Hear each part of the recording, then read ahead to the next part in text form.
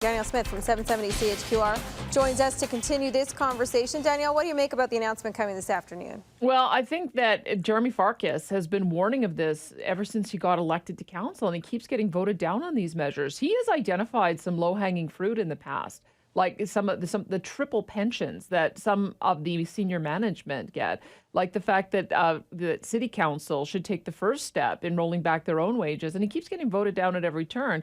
Now reality has set in. We all knew that this was coming. We all knew that there have been troubles in Calgary for the last 5 years that show no sign of lifting. We all knew that we had this hole in the budget because of non-residential rates, and now we knew that we had a premier who got elected on cutting and finding a way to back to balanced budgets. We also should have known that was going to impact cities. So it's remarkable that he's the only one who had the foresight to be trying to take some proactive measures in advance. So now what he's attempting to do is replicating the kind of approach that we're seeing the provincial government attempt in asking the unions for a wage rollback so that they can maintain the number of positions. And we'll see what kind of response we get from the unions. But at least he's got a couple of allies. John Chu has always been a consistent voice as well for fiscal sustainability, as has Joe Maglioka. But it's a matter of getting 8 votes on council, and I'm not sure if he's going to be able to get that this time. He hasn't so far. Well, that was going to be my question. What do you expect from the mayor out of this one?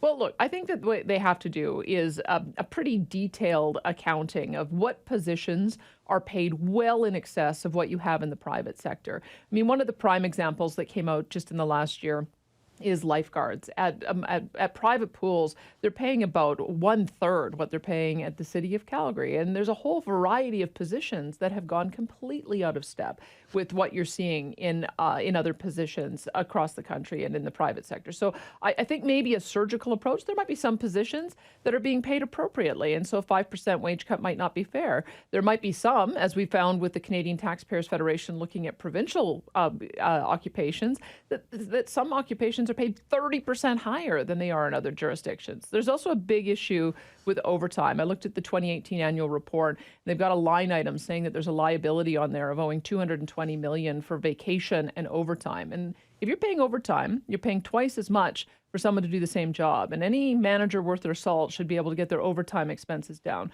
So I think there's ways to reduce the labor budget, not necessarily by doing an across-the-board cut. But I think that the only way you're going to get back into budget balance with a budget that is so heavily weighted on wages and salaries is to look there. Yeah, okay. Well, good conversation to have. And you can listen to Danielle's show today starting at 9:30 on 770 CHQR. Thanks, Danielle. Thank you.